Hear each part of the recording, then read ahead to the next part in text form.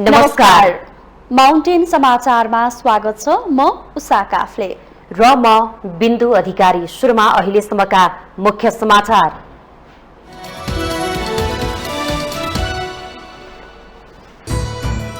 आफ्नो कार्यकालमा भाषण कम र काम धेरै गर्ने प्रधानमन्त्री दाहालको दाबी। हरेक दिन सुशासन र विकासको पक्षमा केही न केही काम गरेर जनताको पक्षमा प्रस्तुत हुने प्रतिज्ञा। टुटफुटको श्रृङ्खलाबाट गुज्रिएका नेपाली कम्युनिस्टलाई एकता र सहकारीको अवसर जोड्दै सत्ताका लागि तालमेल कि एउटै पार्टी बनाउने नेताहरूको विवेकमा भर पर्ने। बीपी कोइरालाको मेलमिलापको नीतिलाई कंग्रेसले बिर्सन थालेको टिप्पणी। पार्टीभित्रको कमजोरीलाई ढाकछोप नगरी छलफल गर्नुपर्ने महामन्त्रीद्वय थापा र शर्माको भनाई। सिंहदरबारमा नागरिकको सहज पहुँच पुर्याउन प्रधानमन्त्री र गृहमन्त्री बीच छलफल। सुरक्षाप्रति संवेदनशील हुन विज्ञहरूको जोड। खुल्ला सरकारको अवधारणामा जान सुझाव। पोखरा अन्तर्राष्ट्रिय विमानस्थलको आज उद्घाटन गरिँदै प्राविधिक काम बाँकी रहेकाले तत्काल अन्तर्राष्ट्रिय उडान नहुने महानगरले दियो सार्वजनिक विदा।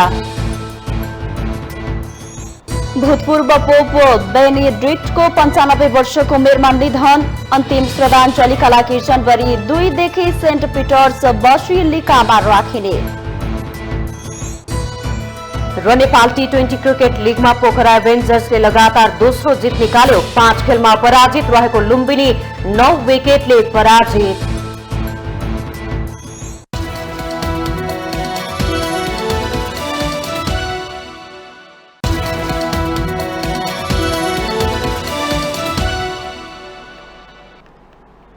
अब समाचार विस्तारमा। प्रधानमन्त्री पुष्पकमल दाहाल प्रचण्डले यो कार्यकालमा आफूले भाषण कम र काम धेरै गर्ने दावी गर्नु भएको छ। शनिबार चितवनको नारायणी नमुना माध्यमिक विद्यालयको हरक महोत्सवको उद्घाटन गर्दै उहाँले यसपटक भाषण कम गर्ने भन्दै हरेक दिन सुशासन र विकासको पक्षमा केही न केही काम गरेर जनताको पक्षमा प्रस्तुत हुने प्रतिज्ञा गरेको उल्लेख गर्नुभयो। देशको पक्षमा, जनताको पक्षमा, सुशासन र विकासको पक्षमा काम गर्दै जाने र नेपाल र नेपाली जनताको आवश्यकतालाई सम्बोधन गर्दै जाने प्रतिबद्धता लिएको छु। म भाषण कम, काम धेरै र जनताको सेवा धेरै गरेर प्रस्तुत हुने मैले प्रतिज्ञा गरेको छु। सुशासन कायम गर्न, भ्रष्टाचार र व्यथिति अन्त्य गर्न आफूले पहिलो मन्त्री परिषद बैठकबाट निर्णय गरेको भन्दै प्रधानमन्त्री दाहालले जनतालाई शास्तिबाट मुक्त राख्ने आफ्नो प्रयास हुने उल्लेख गर्नुभयो। शपथ ग्रहण गरेपछिको पहिलो क्याबिनेट बैठकबाट देशको अगाडि अर्थतन्त्रमा सुधार गर्नुपर्ने ऐतिहासिक आवश्यकता, त्यो संकटबाट पार लगाउनु पर्ने आवश्यकता, सुशासन कायम गर्नुपर्ने ऐतिहासिक आवश्यकता, भ्रष्टाचार र व्यथिति नियन्त्रण गर्ने आवश्यकता, जनताले विभिन्न क्षेत्रमा पाइरहेका शास्तिहरूलाई नियन्त्रण, शास्तिहरूबाट मुक्त गर्ने आवश्यकतालाई इङ्गित गरेर मैले निर्णय गरेको छु र जनतालाई तीरमर्कामा पार्ने कुनै पनि निर्णयमाथि मैले कठोर कदम चलाएर जनता र राष्ट्रको पक्षमा नै जाने संकल्प लिएको छु। उहाँले करिब 8.5 मिनेटको सम्बोधनमा सुशासन र समृद्धिको नयाँ युगको सूत्रपात गर्न सबै क्षेत्रबाट सहयोगको अपील पनि गर्नुभयो।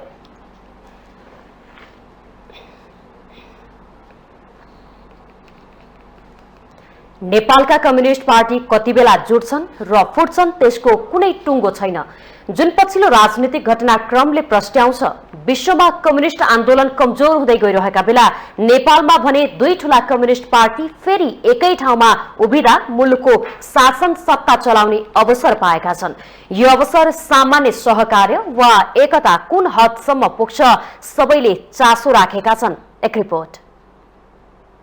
नेपालमा कम्युनिस्ट आन्दोलनको इतिहास 7 दशक भन्दा लामो छ। 2006 सालमा कम्युनिस्ट पार्टीको स्थापना भएदेखि अहिलेसम्म हेर्ने हो भने कम्युनिस्टहरू दर्जनौं पटक फुट्दै जुट्दै यहाँसम्म आइपुगे। विश्वमा कमजोर हुँदै गएको कम्युनिस्ट आन्दोलन पछिल्लो समय नेपालमा फेरि शक्तिका रूपमा उदाएको छ। आफ्नैले आफ्नैलाई सकाउने प्रवृत्ति हाबी हुँदा आफ्नै नेतृत्वको सरकारलाई सत्ताच्युत गर्दै विपरीत ध्रुवका दलहरूसँग साटगाँठ गरेका कम्युनिस्टहरू त्यता भविष्य नदेखेर हो या अचानक आएको अवसरले फेरि हात मिलाएर मुलुकको बागडोर सम्हाल्ने स्थानमा पुगेका छन्। आफ्नै पार्टी नेतृत्वको सरकार विरुद्ध घेराबन्दी गर्ने कम्युनिस्टहरू विगतमा विभाजनको अन्त्यहीन श्रृङ्खलाबाट गुज्रिएको इतिहास ताजै छ। 70 वर्षे लामो इतिहासमा पनि सांगठनिक र वैचारिक रूपमा स्पष्ट भएर अघि बढ्न नसक्दा विभाजनमा शक्ति देख्ने मनोदशा र गुटबन्दीमा रमाउने मनोरोगबाट मुक्त हुन नसकेका नेपाली कम्युनिस्टहरू अहिले सबैलाई आश्चर्य बनाउँदै सरकारको नेतृत्व गरिरहेका छन्। कतिपयले यसलाई कम्युनिस्टहरूको अवसरका रूपमा लिएका छन्। यतापट्टि के अरे चाहिँ नेपाली काङ्ग्रेसलाई चाहिँ एउटा इगो छ हेर्नुहोस्, र अरू कुरो के छ भन्दाखेरि चुनौती यो हिसाबले छ। अब अवसर के छ त भन्दाखेरि अहिले जुन किसिमले एमाले जति सिट लिएर आयो, माओवादीले जति सिट लिएर आयो नि, यो सबै विगतमा यिनीहरूले गरेका क्रियाकलापबाट जनताले यिनीहरूलाई सजाय दिया हुन्। अब यिनीहरूले यो अवसरमा राम्रोसँग देश विकास निर्माणतिर यिनीहरू लाग्यो भनेदेखि र राम्रोसँग जनताको मन जित्न सक्यो भनेदेखि अब आगामी आउने चुनावमा चाहिँ यिनीहरूले आफूले अहिले ल्याएको भन्दा बढी सिट ल्याउँछन् या बहुमत ल्याउने चाहिँ एउटा अवसर हो। केही दिन अघिसम्म नेपाली राजनीतिमा प्रतिपक्षको भूमिकामा बस्न तयार रहेको नेकपा एमाले अहिले राष्ट्रिय राजनीतिको केन्द्रबिन्दु बनेको छ। एमाले अध्यक्ष केपी शर्मा ओलीको सर्जिकल स्ट्राइकसँगै फरक सिद्धान्त बोकेका 7 दल एक ठाउँमा उभिएपछि एमाले वर्तमान सरकारको मियो बनेको छ। त्यति मात्र होइन, छिन्न भिन्न दलहरूलाई एकै सूत्रमा केन्द्रीकृत गर्ने क्षमता ओलीले पुष्टि पारेका छन्। संसारकै उत्कृष्ट व्यवस्थामा रहेको नेपालमा अहिले ठूला कम्युनिस्ट दलहरू उभिएर राज्य सत्ता सञ्चालन गर्ने मूल जिम्मेवारी पाएका छन्। फरक विचार, सिद्धान्त र उद्देश्य बोकेका दलहरू सामूहिक यो सरकारलाई काम गर्न भने त्यति सहज छैन भनेका छौँ। सरकारको नेतृत्व चाहिँ एउटा बिन्दुमा पुगेपछि परिवर्तन हुन्छ। इतिहासबाट मलाई लाग्छ सबै पक्षले धेरै पाठहरू सिक्नु भएको छ, सिक्नु जरुरी पनि छ। एउटै गल्ती बारम्बार दोहोऱ्याउनु चाहिँ त्यो बुद्धिमानी पनि हुँदैन र इतिहासले हामीलाई त्यो छुट पनि दिँदैन। त्यसो भएको हुनाले इतिहासका पाठहरू सिक्दै अहिले जे समझदारी भएका छन् ती कार्यान्वयन हुन्छन् र यो सरकारले चाहिँ यो प्रतिनिधि सभाको 5 वर्षीय कार्यकाल ढुक्कसँग चलाउँछ भन्ने मलाई विश्वास छ। नेकपा कालमा आफ्नै अध्यक्ष केपी शर्मा ओलीको विरोधमा उत्रिएर काङ्ग्रेस सभापति शेरबहादुर देउवालाई सत्ताको साँचो सुम्पिएका दाहालसँगको ओलीको आगामी सहयात्रा कसरी बढ्छ चासोका साथ हेरिएको छ। नेकपाको विभाजनपछि निराश देखिएका कम्युनिस्ट कार्यकर्ता यति बेला उत्साहित छन्। अहिले वाम शक्तिबीच तालमेल मात्र नभए एकता नै हुनुपर्छ भन्ने आवाज पनि उठ्न थालेको छ। कार्यकर्ताहरूको आवाजलाई शीर्ष नेताहरूले सुन्लान् या फेरिएको राजनीतिक समीकरणलाई केही वर्षको लागि सत्ताको स्वाद चाख्ने माध्यम मात्र बनाउलान्, त्यो भने हेर्न बाँकी छ। माउन्टेन टेलिभिजन एचडी का लागि बटुक राजगिरीको रिपोर्ट। नेकपा एकीकृत समाजवादीकाले पार्टी अध्यक्ष माधव कुमार नेपाललाई भावी राष्ट्रपतिको रूपमा चर्चा गरिए पनि अहिलेसम्म कसैले सोबारे प्रस्ताव नगरेको जनाएको छ। शनिबार काठमाडौँमा जारी पार्टीको 14औं स्थायी कमिटी बैठकमा सञ्चारकर्मीहरूलाई प्रतिक्रिया दिँदै पार्टी प्रवक्ता जगन्नाथ खतिवड़ाले अध्यक्ष नेपाल राष्ट्रपति बन्ने हल्ला निराधार रहेको प्रश्न पार्नुभयो। पार्टी एकीकरण वा विलय गराउने बारेमा कुनै छलफल नभएको र त्यसबारेमा रुचि पनि नरहेको उहाँको भनाइ थियो। गतिविधि अगाडि बढाउने गरी हामीले कुनै काम गरेका छैनौं, त्यसमा हाम्रो रुचि पनि छैन। हाम्रो बढीभन्दा बढी रुचि वाम एकताका लागि एजेन्डाहरूमा एकता गर्दै अगाडि हिँड्ने कुरामा अलि बढी रुचि छ। आज हामी आफ्नो पार्टी संगठनलाई सुदृढीकरण गर्ने अभियानमा लागेका छौं, त्यो योजना बनाउँदैछौं। यसकारण यो अथवा त्यो पार्टीसँग एकीकरण हुँदैछ भन्ने हल्ला सम्पूर्ण रूपमा निराधार हो। आम जनतालाई यही कुरामा सुसूचित गरिदिन म तपाईहरुलाई अनुरोध गर्दछु। बैठकमा पार्टी सुदृढीकरण कसरी गर्ने, कसरी अगाडि बढाउन सकिन्छ भन्ने बारेमा छलफल भइरहेको खतिवड़ाले जानकारी दिनुभयो। बैठकमा सम्मानित नेता छलनाथ खनालले पार्टी निर्माणमा अबको कार्यदिशा भन्ने बारेमा मन्तव्य राख्नु भएको थियो। नेता खनालले सशक्त संगठन, युवाहरूको सहभागिता भएको पार्टी निर्माण गर्नुपर्नेमा जोड दिनु भएको छ। त्यसैगरी अध्यक्ष माधव नेपालले पछिल्लो राजनीतिक अवस्थाबारे स्थायी कमिटी सदस्यहरूलाई जानकारी गराउनु भएको थियो। बैठक आज पनि बस्दैछ।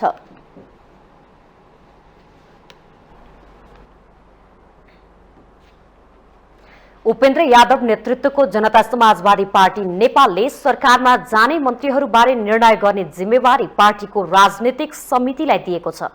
शनिबार बालकुमारी स्थित केन्द्रीय कार्यालयमा बसेको पार्टीको केन्द्रीय कार्यकारिणी समितिको बैठकले सरकारमा सहभागी हुने मन्त्रीहरूबारे निर्णय गर्ने जिम्मेवारी सो समितिलाई दिएको हो। यही पुस 18 र 19 गते पार्टीले राजनीतिक समितिको बैठक बोलाएको छ। सोही बैठकले आवश्यक निर्णय गर्दै सरकारमा सहभागी हुने मन्त्रीहरू तय गरिने निर्णय केन्द्रीय कार्यकारिणी समिति बैठकले गरेको हो। बैठकमा निर्वाचनको समीक्षा गर्न शिवलाल थापा नेतृत्वको 3 सदस्यीय समिति समेत बनाएको छ। रिपोर्ट मागेका थियौं निर्वाचन क्षेत्र स्तरबाटै, त्यो रिपोर्टहरू आइसकेको छ। अब त्यो रिपोर्टहरू अध्ययन गरेर त्यसमाथि अझ उचित सल्लाह छलफल गर्नको लागि र निर्णय गर्नकै लागि केन्द्रमा पनि एउटा समिति निर्माण भएको छ। शिवलाल थापाजी त्यसको संयोजक हुनुहुन्छ, बालकिशोरजी त्यसको सदस्य हुनुहुन्छ, अनि अरू एकजना सदस्य हुनुहुन्छ। 3 सदस्य तपाईँलाई रन्ध्रोज कन्दङ्गवा 3 जना समितिको हामीले राजनीतिक समितिको प्रस्ताव गर्नेछौँ। राजनीतिक समितिबाट पारित भइसकेपछि उहाँ 3 जनाले सङ्कलित रिपोर्टहरूको समीक्षा गरी आवश्यक कारबाही गर्नु। बैठकमा निर्वाचनको समीक्षा, सरकारमा सहभागी हुने मन्त्रीहरूबारे र अन्य पार्टीहरूसँग एकीकरण वा सहकार्य गरेर जाने विषयमा पनि राजनीतिक समितिको बैठकमा छलफल गर्ने एजेन्डा तय गरिएको छ।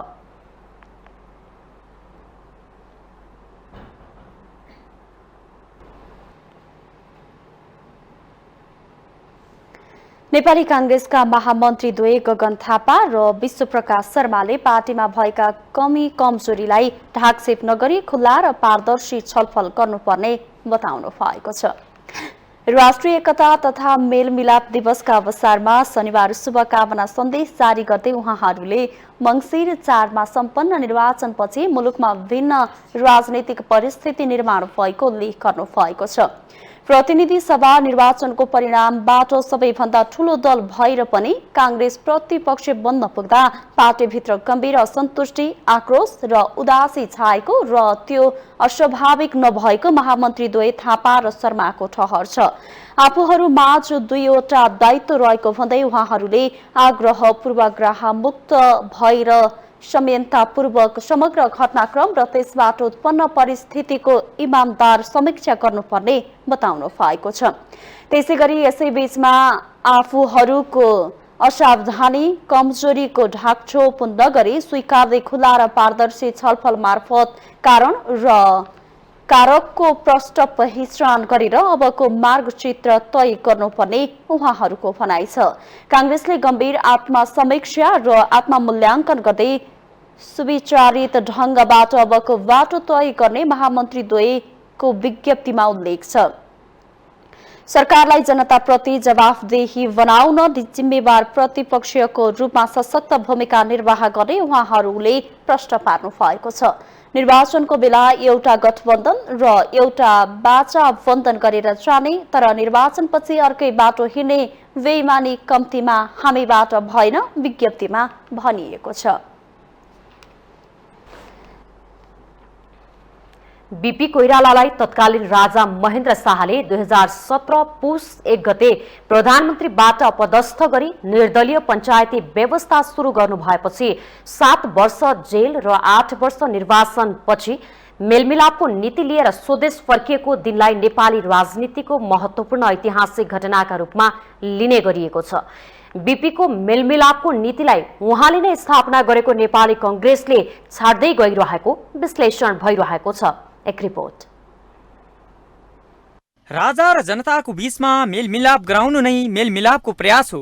2033 साल पुस 16 मा बीपी कोइरालाले आफ्नो जीव ज्यानको प्रवाह नगरी भारत प्रवासबाट राष्ट्रिय एकता तथा मेलमिलापको नीति लिएर आएपछि दिनुभएको अभिव्यक्ति हो यो। जननिर्वाचित प्रधानमन्त्री नै अपदस्थ पश्चात जेल हालिनुलाई राजा र प्रजा बीचमा एउटा पर्खाल खडा भएको घटनाको रूपमा व्याख्या गर्नुभएको थियो। बीपीले जतिसुकै दुःख दिए पनि उहाँले राजालाई हटाउने कुरा गर्नु भएन, बरु मेलमिलापको आवश्यकतामा जोड दिनुभयो। यसलाई बीपीको महानता मात्र नभई राजनीतिक सुझबुझका रूपमा विश्लेषण हुने गरेको छ। यति बेला देशमा गणतन्त्र आइसकेको छ, तर बीपीका अनुयायी दाबी गर्ने कतिपय नेताहरूले नेपाली कांग्रेसले बीपीको सिद्धान्त बिर्सिएको तर्क गर्ने गरेका छन्। र राष्ट्रियता सङ्कटमा परेको कुरा महसुस गर्दै बिपी कोइरालाले अब एक्जाइलमा बस्नुभन्दा प्रजातन्त्रका लागि सङ्घर्ष राजासँग गरिने रहने तर राष्ट्रियताका लागि राजासँग हात मिलाउने भन्ने शर्तसहित राष्ट्रिय एकता र मेलमिलापको प्रस्ताव राखेर नेपाल फर्किनुभयो। बीपीको राष्ट्रिय मेलमिलाप समय अनुकूल व्याख्या गर्नेहरू नभएका होइनन्। मेलमिलापकै नीति अनुसार काङ्ग्रेसले विभिन्न विचारका दलहरूसँग पनि सहकार्य गरेको बताउनेहरू पनि छन्। काङ्ग्रेसले कम्युनिस्टसँग सहकार्य गरेर 2वटा जनआन्दोलन सफल बनाएको इतिहास पनि छ। तर काङ्ग्रेसभित्र र बाहिर मेलमिलापको नीति बिर्सिएर परम्परागत शक्ति राज संस्थालाई पाखा लगाउन भूमिका खेलेर भुल गरेको तर्क गर्नेहरू पनि छन्। स्वर्गीय बीपीले अवलम्बन गरेको 33 सालमा अवलम्बन गरेको राष्ट्रिय मेलमिलाप नीतिको अक्षरश पालना हाम्रो पार्टीभित्र हुन सकेको छैन। अर्थात् पार्टीभित्र पनि सम्पूर्ण रूपमा सबै नेतृत्वको बिचमा एकता सद्भाव र त्यो किसिमको सहकारको वातावरण राम्रोसँग बन्न सकेको अवस्था छैन। सत्य कुरा मैले भन्नुपर्छ। बीपी कोइरालाले सबैभन्दा बढी दुःख राजावादीहरूबाट नै पाउनुभयो। उहाँलाई फाँसी दिनुपर्छ भन्ने माग गर्नेहरू कट्टर राजावादीहरू नै थिए। तर बीपी राजा र मेरो घाँटी जोडिएको छ भन्नुहुन्थ्यो। उहाँले 2033 साल पुस 16 गते स्वदेशमै बसेर प्रजातन्त्रका लागि सङ्घर्ष गर्ने अठोट गर्दै 8 वर्ष लामो निर्वासनबाट फर्कँदा राजा र प्रजाबीचको पर्खाल तोडेर राजालाई जनताको समक्ष ल्याउने प्रयास गरेको भन्नुभयो। यही नै मेलमिलाप हो भन्नुभयो। बीपीको विगतलाई माफी दिने आफ्नो हितमा भन्दा देश हितमा बोल्ड निर्णय लिने महान विचारका रूपमा मेलमिलाप नीतिले नेपालको राजनीतिमा दरिलो स्थान बनाउन सकेको छ। तर यसको पालना स्वयं काङ्ग्रेसका नेताहरूले गरेका छन् या छैनन् गहन बहसको विषय बन्दै आएको छ। माउन्टेन टेलिभिजन एसडीका लागि लक्ष्मी प्रसाद नेउपानेको रिपोर्ट। माउन्टेन समाचारमा पालो भएको छ ब्रेकको।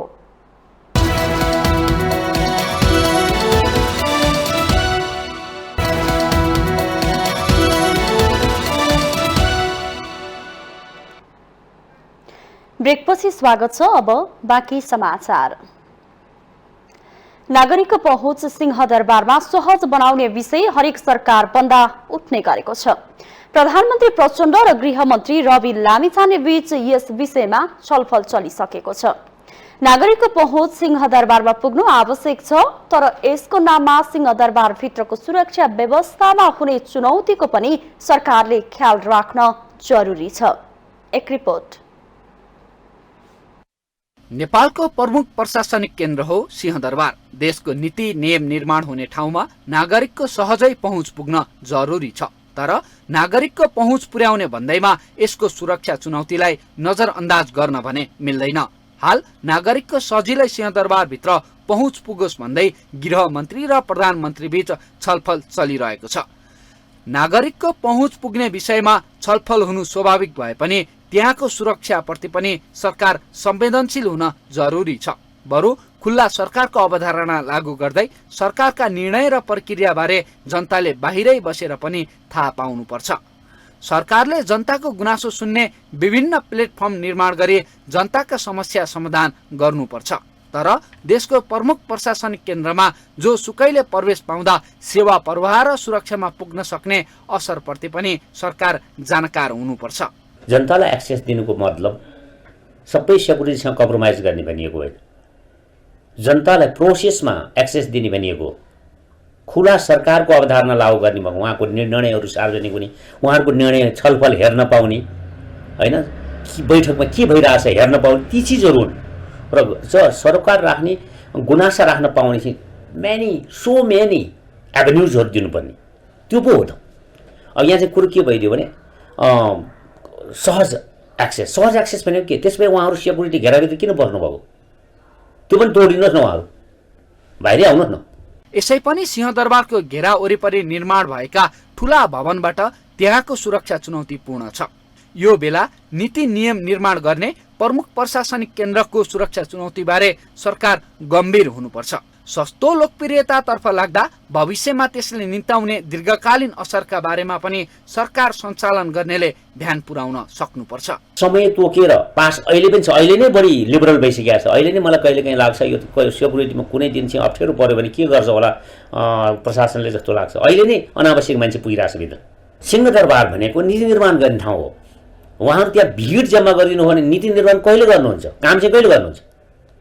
हो, नीति निर्माण पनि त गर्नु। नीति निर्माण गर्ने सचिवहरू, सहसचिवहरू, मन्त्रीज्यूहरू, अनि त्यो त्यसमा मात्रै भिड मात्रै जम्मा गरेर बस्नुहुन्छ भने नीति निर्माण चाहिँ कहिले हुन्छ नि? त्यसैले गर्दा यो अलि हलुका भयो। इतिहासलाई हेर्ने हो भने 2063 सालमा बनेको अन्तरिम व्यवस्थापिका संसदभित्रै तत्कालीन विद्रोही पार्टी माओवादीका तर्फबाट छलफलकै बेला हतियार नै निकालिएको थियो। त्यसैगरी 2007 सालमा भएको क्रान्तिपछि मनमोहन शमशेरले सिंहदरबारबाट हट्दा एक दिन मात्रै नागरिकका लागि भन्दै सिंहदरबार खुल्ला गरिएको थियो। तर सोही दिन त्यहाँ बहुमूल्य वस्तुमाथि तोडफोड भए। देशको नीति नियम निर्माण गर्ने थलोमा जो कोही सजिलै पुग्दा पर्न जाने असरप्रति पनि सरकार जिम्मेवार भएर सोच्नुपर्ने जरुरी छ। माउन्टेन टेलिभिजन एचटीका लागि क्यामेरामा विक्रम साक्यका साथ सन्दीप शर्माको रिपोर्ट। अन्ततः राष्ट्रिय प्रजातन्त्र पार्टी सरकारमा सहभागी हुने भएको छ। लामो समयदेखि पार्टी भित्रको आन्तरिक बहस पश्चात केन्द्रीय कार्य सम्पादन समितिको बैठकले सरकारमा जाने बारे औपचारिक निर्णय गरेको छ। हालका लागि केही शर्त राख्दै सरकारमा जाने र सरकारमा रहेर आफ्ना मुख्य एजेन्डालाई स्थापित गर्ने राप्रपाले निर्णय गरेको छ। तर प्रदेश सरकारको खारेजी मुख्य एजेन्डा बनाएको राप्रपालाई प्रदेश सरकारमा जान नैतिकताले देला त? हेरौं यो रिपोर्ट। सरकारमा सहभागी हुने नहुने भन्ने विषयको राप्रपामा लामै बहस चल्यो। 14 सीट जितेको राप्रपाले अन्ततः केही शर्त अगाडि सारेर सरकारमा जाने निर्णय गर्यो। सरकारमा सहभागी राजनीतिक दलका न्यूनतम साझा कार्यक्रमको अध्ययन गर्ने र मन्त्री परिषदबाट हुने विवादित निर्णयलाई अख्तियारले छानबिन गर्न पाउनुपर्ने लगायतका शर्त राप्रपाको छ। त्यस्तै खारेज गरिएको पुस 27 गतेको पृथ्वी जयन्तीका दिन राष्ट्रिय एकता दिवस घोषणा गरेर सार्वजनिक विदा कायम गर्नुपर्ने राप्रपाको शर्त छ। शर्त पूरा भए मात्रै सरकारमा जाने उनीहरूको अडान छ। यद्यपि सरकारमा सहभागी हुनका लागि न्यूनतम साझा कार्यक्रम आउने बेलासम्म कुर्ने जनाएको छ। न्यूनतम साझा कार्यक्रममा त्यो देखिनुपर्छ, प्रतिबिम्बित हुनुपर्छ, हैन, हुनुपर्छ भन्ने हाम्रो मान्यता। प्रतिबिम्बित भएन भने यी सबै नआएन भने त हामी सोध्न सक्छौँ नि सरकारमा जाने कि नजाने भन्ने कुरा। त्यसपछि त हामी पछि निर्णय गर्छौँ। त्यसपछि फेरि हामी छलफल गरेर निर्णय गर्नुपर्ने हुन्छ। अहिले त हामीले हाम्रा केही कन्सर्नहरू छन् जुन कुरा हामीले घोषणापत्रमा उठाएका छौँ, सार्वजनिक रूपले पनि उठाएका छौँ। ती विषयहरू चाहिँ समावेश हुनुपर्छ भन्ने हाम्रो मान्यता हो। र ती विषयहरू समावेश भएनन् भने कुनै पनि विषय हामीले उठाएको समावेश भएनन् भने त त्यस विषयपछि त हामीले सोच्नु पर्यो नि। संघ र प्रदेश दुवैतर्फ पार्टी सरकारमा सहभागी हुने निर्णय गरेको राप्रपाको मुख्य एजेन्डा नै प्रदेश खारेजी पनि हो। हिन्दू राष्ट्र बनाउने मुख्य मुद्दा बोकेको राप्रपा हाल एजेन्डा र विचार दुवै नमिल्ने पार्टीसँग सहकार्य गर्ने भएको छ। तर तत्काल नै राप्रपाको यो शर्तलाई स्वीकारेर सरकारमा सहभागी गराउन कतिको सहज छ त? त्यो मुद्दाका सन्दर्भमा अहिलेको सरकारले सायद सकारात्मक सोच्यो भने नै राम्रो हुन्छ भन्ने लाग्छ र राप्रपाले ठिक ढङ्गले त्यो मुद्दा उठाएको छैन। एउटा दोस्रो, जसरी मन्त्री परिषदको निर्णयले चाहिँ अख्तियारले कारबाही गर्न पाउँदैन भन्ने कुरा छ, त्यो पनि सरकारको मुद्दा हो। त्यसमा पनि वास्तवमा राप्रपाले उठाएको मुद्दा एकदम सही छ। पार्टीको अरू एजेन्डाहरूभन्दा यो दुईटा मुद्दा सही छ। तर मलाई लाग्छ ती मुद्दा पूरा नगरिकन फेरि राप्रपा सरकारमा सामेल भयो भने राप्रपा फेरि ढोंगी छ भन्ने उदाङ्ग हुन्छ। अधिकांश नेताहरूले सरकारमा गएर आफ्नो एजेन्डा स्थापित गर्नेतर्फ लाग्नुपर्ने सुझाव दिएका कारण यस्तो निर्णय गरेको राप्रपाको ठहर छ। तसर्थ दलका शर्तलाई सम्बोधन गराएर सरकारमा सहभागी गराउनुको विकल्प सरकारसँग पनि छैन। यस्तोमा बाध्य भएर राप्रपाको निर्णयलाई आत्मसात गर्ला वा सरकार समीकरणको जोडघटाउ मिलाउन अन्य बाटो रोज्ला चासो बनेको छ। माउन्टेन टेलिभिजन एचडीका लागि बिन्दु अधिकारीको रिपोर्ट। उपप्रधान एवं भौतिक पूर्वाधार तथा यातायात मन्त्री नारायण काजी श्रेष्ठले मर्यादा क्रममा समस्या रहे पनि यसै कारण आफू मन्त्रालय नगएको कुरा गलत रहेको बताउनु भएको छ। शनिबार सञ्चारकर्मीहरूसँग कुरा गर्दै उहाँले मर्यादा क्रमको विवादले मन्त्रालय नगएको भनेर फिजाइएको हल्ला गलत भएको जिकिर गर्नुभयो। मन्त्री भएकै दिन मन्त्रालय गएको भन्दै उहाँले कर्मचारीसँग भेटी आवश्यक निर्देशन दिइसकेको पनि उल्लेख गर्नुभयो। मर्यादा क्रममा रहेको विवादलाई अस्वीकार गर्दै गर्न नमिल्ने भन्दै मन्त्री श्रेष्ठले क्याबिनेटको आफ्नै प्रणाली हुने बताउनुभयो। यो सरकारलाई सफल बनाउने र त्यसका लागि आफू प्रतिबद्ध रहेको भन्दै उहाँले आइतबारबाट मन्त्रालय गएर काम सुरु गर्ने जानकारी दिनुभयो।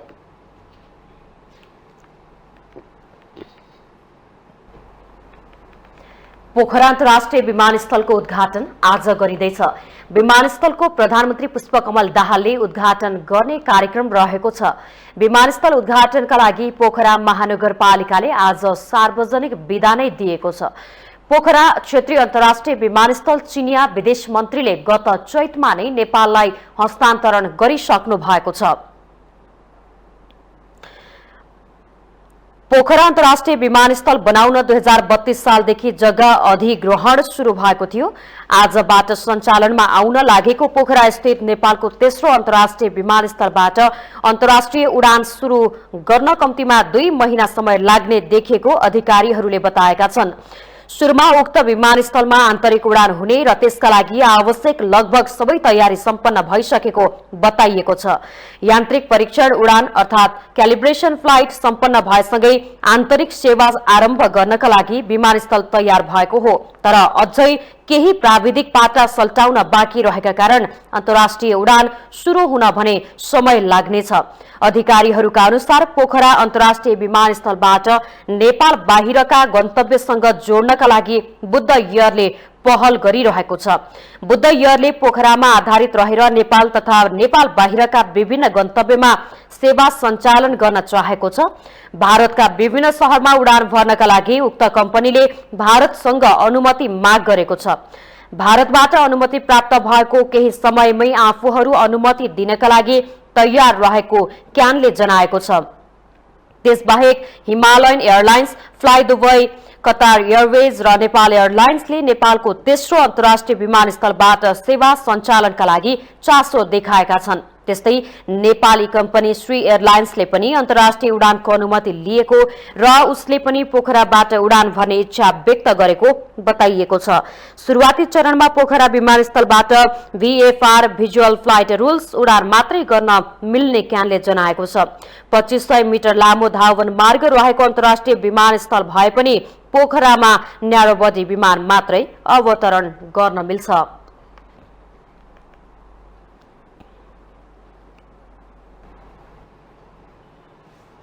सरकारले अमेरिका, स्विजरल्यान्ड र रुवान्डामा सीधा हवाई उडान सेवा सञ्चालन गर्ने तयारी गरेको छ।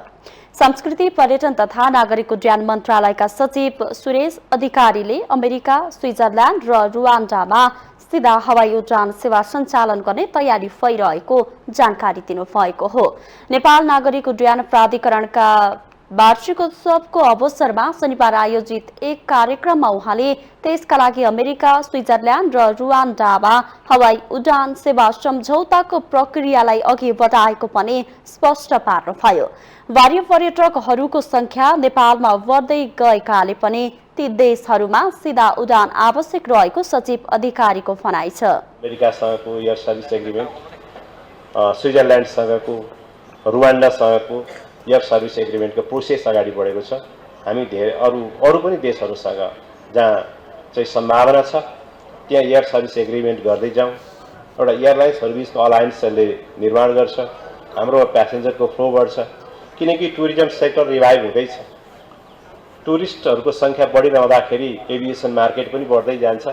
त्यसको लागि हामीले ग्लोबल्ली र सम्भावित देशहरूसँग हाम्रो सम्बन्ध बढाउनु पर्ने देशहरूसँग एयर सर्भिस एग्रिमेन्ट गर्दै जानुपर्ने आवश्यकता रहन्छ।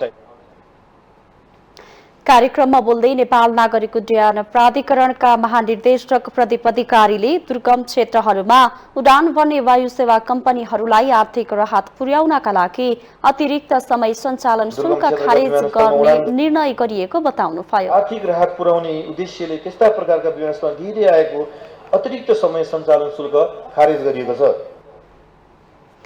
कार्यक्रममा क्याप्टेन रामेश्वर थापाले हवाई सेवालाई अझै बलियो बनाउने गरी काम गर्न ट्रेड युनियनहरूलाई आग्रह गर्नुभयो। उहाँले हवाई सेवाको कामले गति लिने बित्तिकै त्यसबाट आउने मुनाफा ट्रेड युनियनहरूको हितमा हुने समेत स्मरण गराउनुभयो।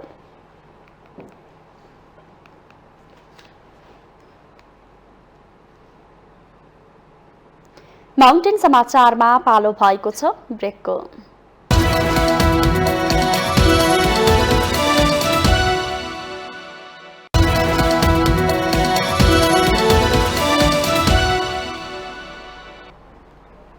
ब्रेकपछि स्वागत छ। अब बाँकी समाचार। गृह मन्त्रालयले राहदानी, नागरिकता र राष्ट्रिय परिचय पत्र वितरणलाई सहज बनाउन पहल थालेको छ।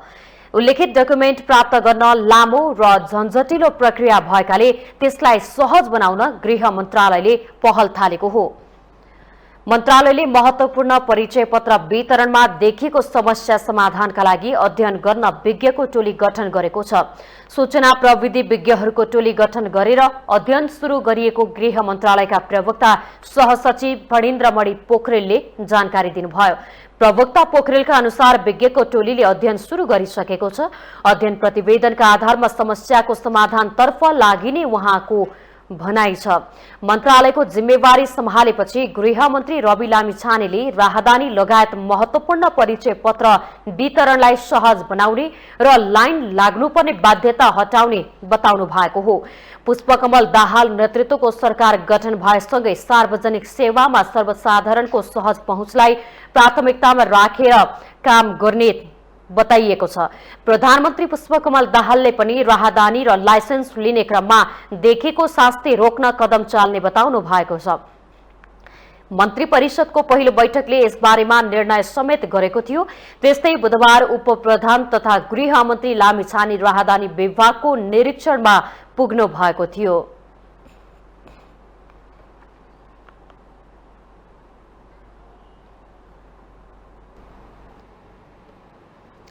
सर्वोच्च अदालत बार एसोसिएसनमा चुनावी माहौल तातिँदै गएको छ। लोकतान्त्रिक र प्रगतिशील समूहबाट अध्यक्ष सहित कार्यसमितिका विभिन्न पदहरूमा प्रतिस्पर्धा हुँदैछ। एक रिपोर्ट। सर्वोच्च अदालत बार एसोसिएसनमा आगामी 23 गते विभिन्न पदमा हुन गइरहेको निर्वाचनमा उम्मेदवारी घोषणा गर्दै प्यानल बनाएरै कानून व्यवसायीहरूको सक्रियता बढेको छ। वरिष्ठ अधिवक्ताहरू हरिशंकर निरौला र तुलसी भट्टले दुवै समूहले जितको दावी गर्दै दौडधुप चलाएका छन्। सर्वोच्च बारको निर्वाचनमा पनि सत्ता गठबन्धन र विपक्षी गठबन्धनकै झल्को दिने गरी उम्मेदवारी परेको छ। नेकपा यस प्रगतिशील वाम समूह एकातिर छन् भने कांग्रेस निकट कानून व्यवसायीको संगठन डिआलएले कसैसँग गठबन्धन नगरी प्यानल घोषणा गरेको छ। आफूसहित प्यानलले जित्नेमा ढुक्क रहेको बताउँदै अध्यक्ष पदका उम्मेद्वार वरिष्ठ अधिवक्ता हरिशंकर निरौला सर्वोच्च अदालत बार एसोसिएसनमा रहेका सम्पूर्ण समस्या समाधान गर्ने र न्यायपालिकामा भएका विकृति विसङ्गति अन्त्य गर्ने दावी गर्नुहुन्छ। महत्त्वपूर्ण भूमिका म निर्वाह गर्न सक्छु, मेरो नेतृत्वमा नयाँ कार्यकारिणी समितिलाई आगामी 2 वर्ष अगाडि बढाउन सक्छु भन्ने दृढ विश्वासका साथ म अगाडि बढेको छु। त्यस्तै अर्का उम्मेद्वार वरिष्ठ अधिवक्ता तुलसी भट्ट पनि आफूसँग समस्या समाधान गर्ने क्षमता रहेको र न्यायालयलाई भ्रष्टाचार मुक्त गर्ने एजेन्डा भएको बताउनुहुन्छ। र हाम्रो एउटै अहिलेको मेरो चाहिँ एउटै मोटो छ के छ भने न्यायपालिकाको सुदृढीकरण, सुधार र रिफर्म चाहिँ मेरो पहिलो एजेन्डा छ। हामी चाहिँ अब चाहिँ भ्रष्टाचारीलाई हामी उछितो काट्छौँ, हामी हुन दिँदैनौँ। सर्वोच्च बार एसोसिएसनले न्यायालयमा उत्पन्न चुनौतीपूर्ण घडीमा महत्त्वपूर्ण भूमिका खेल्दै आएको इतिहास छ। यस कारण पनि सर्वोच्च बारको अध्यक्ष लगायत कार्य समितिमा पुग्नेहरूको चर्को प्रतिस्पर्धा हुनु स्वाभाविक हो। तर पद ओगट्ने भन्दा पदको साग जोगाएर जिम्मेवारी पूर्वक कार्य गर्नुपर्ने चुनौती उम्मेदवारहरूमा देखिन्छ। माउन्टेन टेलिभिजन एसडी का लागि लक्ष्मी प्रसाद नेउपानेको रिपोर्ट। प्रधानमन्त्री पुष्पकमल दाहालले कम्बोडियाको एक क्यासिनोमा आगलागीका कारण मृत्यु भएका झापाका बिर्तामोड नगरपालिका 1 का निराकर पाण्डेको शव नेपाल ल्याउन सम्बन्धित निकायलाई निर्देशन दिनुभएको छ।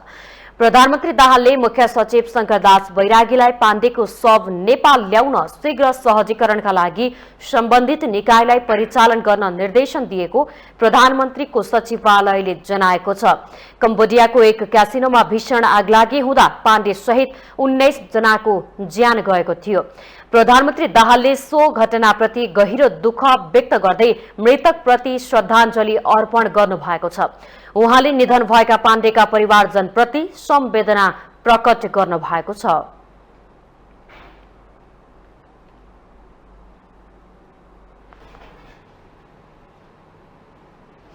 संस्कृति पर्यटन तथा नागरिक उड्डयन मन्त्रालयका सचिव सुरेश अधिकारीले 1 वर्षभित्र मुलुकमा 10 लाख पर्यटक भित्र्याउन सकिने दावी गर्नुभएको छ। सरकारले आगामी सन् 2023 भित्र 10 लाख पर्यटक भित्र्याउने लक्ष्य लिएको र त्यो सम्भव रहेको सचिव अधिकारीको भनाइ थियो। पर्यटन दिवसको अवसर पारेर शनिबार काठमाडौँमा आयोजित एक कार्यक्रममा उहाँले पर्यटक भित्र्याउने काममा निजी क्षेत्रको भूमिका महत्त्वपूर्ण रहेको स्पष्ट पार्नुभयो। कोरोना महामारीको कारण पर्यटन क्षेत्रबाट अर्थतन्त्रमा हुँदै आएको योगदान घटेको भए पनि अहिले सन्तोषजनक ढंगले सुधार भइरहेको सचिव अधिकारीको भनाइ थियो। कमजोर बन्यो अथवा नेपालको इकोनोमीमा टुरिज्म सेक्टरले गरिरहेको कन्ट्रिब्युसन वात्तै घट्यो। तर पछिल्लो 5-6 महिनाको अवस्था हेर्दा फेरि यो रिभाइभिङ फेजमा छ। हामीले सन्तोष गर्ने अवस्था बनेको छ। कार्यक्रममा होटल एसोसिएसन अफ नेपाल हानकी अध्यक्ष सृजना राणाले होटल व्यवसायलाई पनि उद्योग व्यवसाय सरह मान्यता दिन सरकारलाई माग गर्नुभयो। उहाँले पर्यटन क्षेत्रको विकासका लागि होटल व्यवसायको प्रवर्धन गर्न बनेको नीतिहरूलाई कार्यान्वयनमा ल्याउन सरकारले ध्यानाकर्षण गराउनुभयो। अर्थतन्त्रमा यत्रो टुरिज्मको टेवा छ, त्यसले चाहिँ एउटा स्थान पाएको छैन र एउटा भोइस चाहिँ हामीले उठाउँदैछौँ कि उद्योगको सरहको मान्यता पनि हामीलाई पाएको छैन। सो आज माननीय सचिवज्यू, हजुरले यही अवसरमा म हजुरलाई के भन्न चाहन्छु भने हजुरको पहलबाट चाहिँ नि यो टुरिज्मलाई चाहिँ एउटा उद्योग सरहको मान्यता पाउनुपर्छ भन्ने म यहाँबाट रिक्वेस्ट गर्न चाहेँ। सरकारले कोरोना महामारीका कारण धराशायी बन्न गएको होटल व्यवसायलाई अघि बढाउन आवश्यक आर्थिक राहत उपलब्ध गराउन नसकेको एसोसिएसनको गुनासो छ।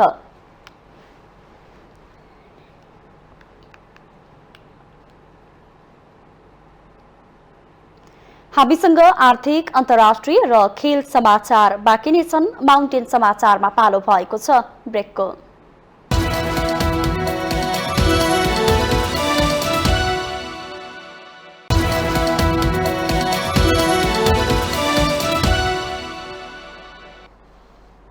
ब्रेकपछि स्वागत छ। अब आर्थिक समाचार।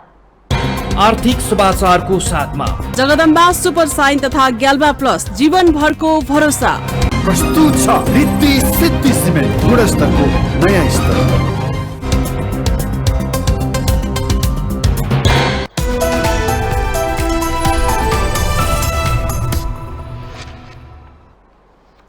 कोरोना महामारीपछि सुस्ताएको होटल व्यवसायलाई उकास्ने उद्देश्यका साथ शनिबारबाट धनकुटाको भेडेटारमा 3 दिने फूड फेस्टिभल सुरु भएको छ।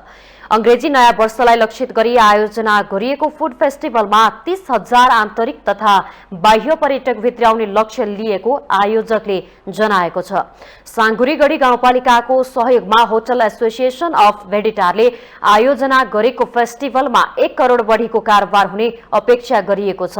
होटल एसोसिएसन अफ भेडेटारकी अध्यक्ष शान्ति महादेन श्रेष्ठले आगामी दिनमा सबैको साथ र सहयोग गरेको खण्डमा यही वर्षमा पर्यटन व्यवसाय फस्टाउने बताउनु भयो। अब यस्तै तरिकाले हामीले सबैको साथ र सहयोग हुँदै गयो भने त मलाई लाग्छ यो वर्षमै निकै नै माथि नै पुग्छ आशा गरिरहेको छ। पूर्वको पर्यटकीय गन्तव्यका रूपमा रहेको भेडेटारमा आयोजित फूड फेस्टिभल विशेष गरी भारतीय पर्यटकलाई लक्षित गरी आयोजना गरिएको हो। फेस्टिभलले भेडेटारलाई आन्तरिक तथा बाह्य पर्यटक माझ घुम्नै पर्ने गन्तव्यका रूपमा चित्रित गर्न थप मद्दत पुग्ने विश्वास लिएको छ। फेस्टिभलमा सांस्कृतिक कार्यक्रमसँगै स्थानीय तह जाति विशेष खानेकुराका परिकार प्रदर्शनीसँगै भिडेटार हेली टुर, जिपलाइन तथा प्याराग्लाइडिङ सेवा उपलब्ध रहने साँगुरीगढी गाउँपालिकाले जनाएको छ।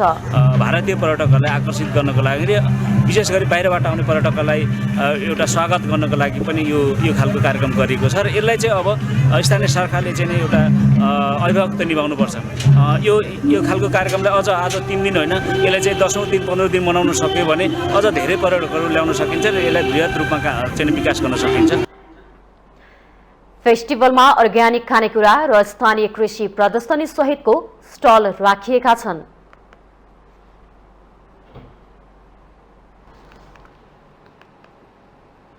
अब पालो अन्तर्राष्ट्रिय समाचारको।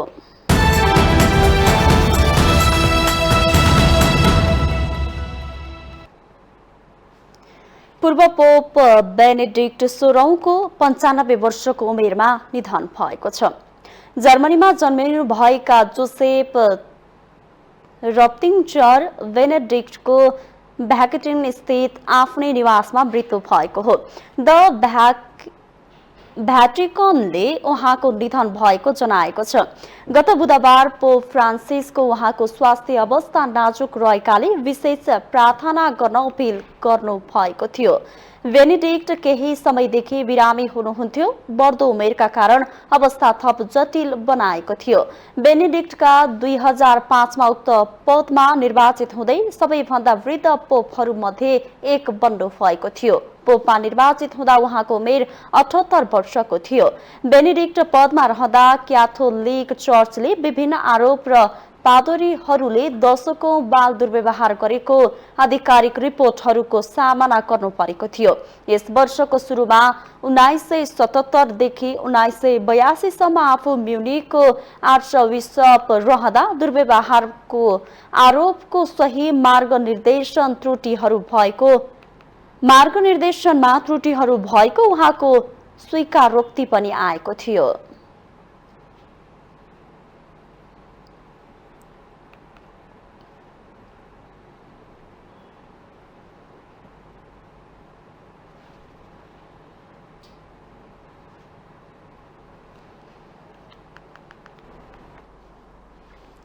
विसम्बत सन् 2022 हामी माझबाट विदा भएको छ।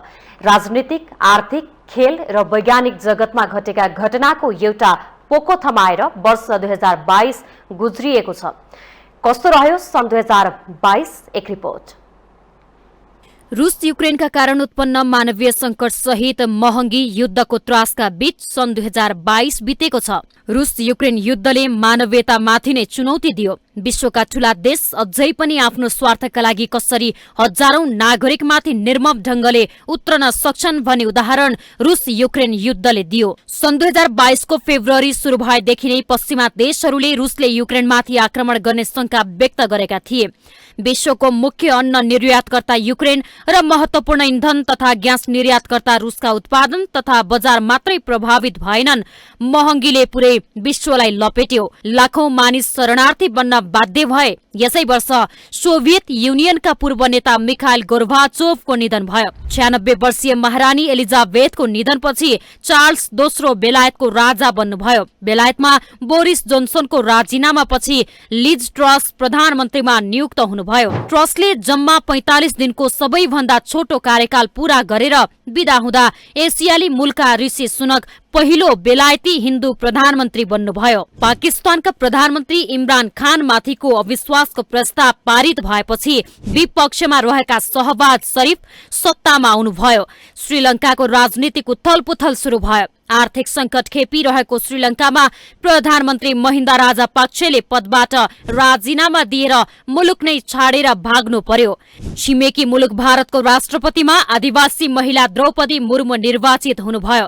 फिलिपिन्समा पूर्व शासक फर्डिनान्ड मार्कोसका छोरा फर्डिनान्ड मार्को निर्वाचित हुनुभयो। मंकीपक्स रोगको संक्रमण युरोपका मुलुकहरूमा देखिएपछि अर्को स्वास्थ्य चुनौती उत्पन्न भयो।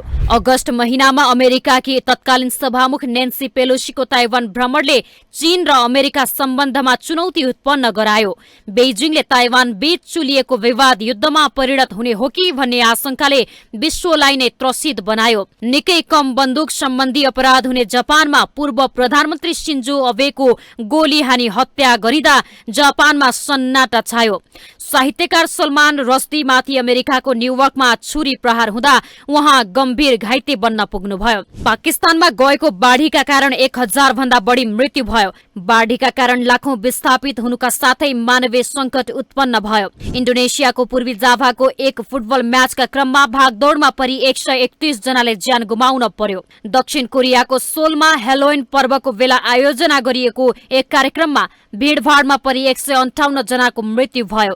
चिनिया कम्युनिष्ट पार्टीको सम्मेलनले राष्ट्रपति सी जिनपिङलाई अनुमोदन गर्दै उहाँलाई शक्तिशाली नेताका रूपमा स्थापित गरेको छ। सन् 2022 मा विश्वको जनसंख्या 8 अर्ब पुग्यो।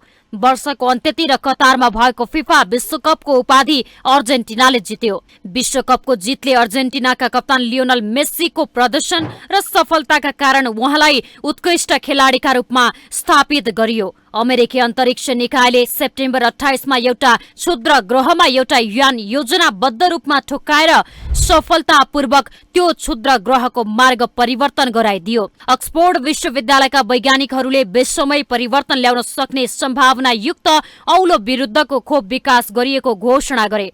सन् 2022 मा जेम्स वेब टेलिस्कोपले निरन्तर समाचारको हेडलाइन बनाइरह्यो। जुलाईमा सञ्चालनमा आएदेखि सो टेलिस्कोपले ब्रह्माण्डका अद्भुत तस्बिरहरू पठाइरहेको छ। जुन महिनामा वैज्ञानिकहरूले संसारको सबैभन्दा ठूलो आकारको ब्याक्टेरिया भेटिएको घोषणा गर्यो। मान्छेको परेला जत्रो ब्याक्टेरिया जुन नाङ्गै आँखाले देख्न सकिन्छ। समग्रमा हेर्दा केही उपलब्धि त्रास र आशकै सेरोफेरोमा सन् 2022 हामीबाट बिदा भएको छ। अब पालो खेल समाचारको।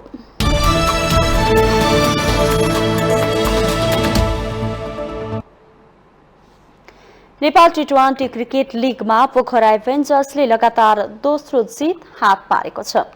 त्रिभुवन विश्वविद्यालयको क्रिकेट मैदानमा शनिबार लुम्बिनी अल स्टारलाई 9 विकेटले हराएर पोखरा एभेन्जर्सले लगातार दोस्रो जित हात पारेको हो। अघिल्ला 5 खेल लगातार जितेको लुम्बिनीको अपराजित यात्रा रोक्ने क्रममा पोखराका आरिफ शेख र आशिफ शेख स्तरीय ब्याटिङ गरे। लुम्बिनीले दिएको 128 रनको लक्ष्य पोखराले 18.2 ओभरमा 1 विकेट गुमाएर पूरा गर्यो। पोखराका आरिफ शेख र आसिफ शेखले दोस्रो विकेटका लागि अभिजित 95 रनको साझेदारी गरे। आसिफले 77 र आरिफले 26 रन बनाए। लुम्बिनीका किशोर महतोले 1 विकेट लिए। यो खेलमा पहिले ब्याटिङ गरेको लुम्बिनीले 19.5 ओभरमा अल आउट हुँदै 127 रन बनायो। लुम्बिनीका लागि हरमित सिंहले 38 तथा शार्डली भानले 16 रन बनाए। पोखराका लागि विपिन खत्री र जाहिर खानले 3-3 विकेट लिए। 5 खेलमा पराजित रहेको लुम्बिनी 6औं खेलमा पराजित भए पनि 6 खेलमा 10 अङ्कका साथ शीर्ष स्थानमा रहेको छ।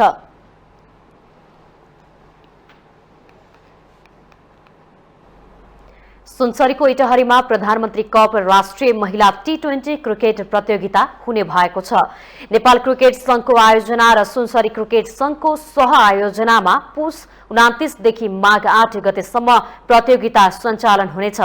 इटहरी 9 स्थित जनता क्रिकेट पार्कमा राष्ट्रिय खेलकुद परिषदको सहयोगमा सञ्चालन हुने प्रतियोगितामा 7 वटा प्रदेश र विभागीय टोली नेपाल एपीएफ क्लब गरी 8 टिम सहभागी रहने आयोजकले जनाएको छ। 8 टिमले 2 समूहमा विभाजन गरी प्रतिस्पर्धा गराइनेछ। विजेता टोलीले नगद 5 लाख रुपैयाँ र उपविजेताले 3 लाख रुपैयाँ प्राप्त गर्नेछन्। प्रतियोगिताको उत्कृष्ट खेलाडीले 30,000, उत्कृष्ट ब्याटरलाई 20,000 र उत्कृष्ट बलरलाई 20,000 रुपैयाँ प्रदान गरिनेछ। साथै प्रत्येक खेलको उत्कृष्ट खेलाडीलाई नगद 3,000 प्रदान गरिनेछ। प्रतियोगितामा कुल 1,13,00,000 रुपैयाँ बजेट लाग्ने अनुमान छ। राष्ट्रिय खेलकुद परिषदले 40 लाख र बाँकी रकम नेपाल क्रिकेट संघले व्यवस्थापन गर्ने सहमति भएको छ। खेलकुद पर्यटन नै विकास समृद्धिको आधार भन्ने नारा सहित प्रतियोगिता सञ्चालन हुने भएको हो।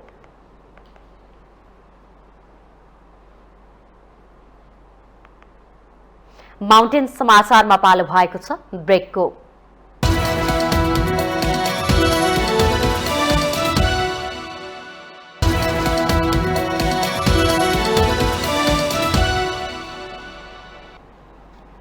ब्रेकपछि स्वागत छ। यससँगै हामी माउन्टेन समाचारको अन्त्यमा आइपुगेका छौं। जाँदा जाँदै मुख्य समाचार पुनः एकपटक।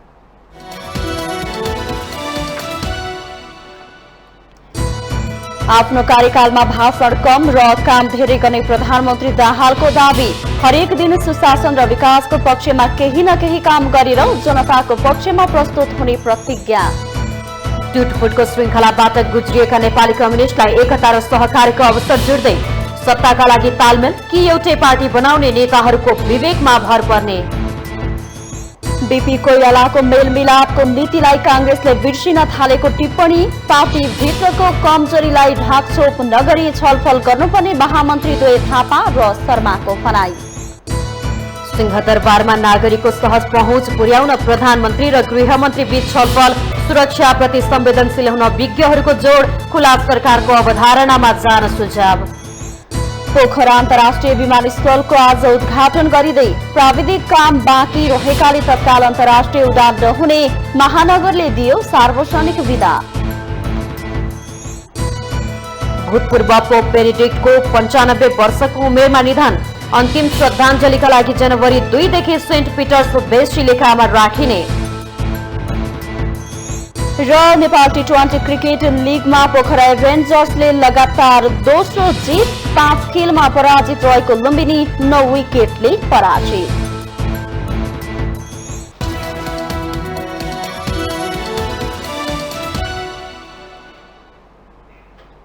माउन्टेन समाचार अहिलेलाई सकियो। सत्य, तथ्य र निष्पक्ष समाचारका लागि माउन्टेन टेलिभिजन HD हेर्दै रहनुहोला। नमस्कार।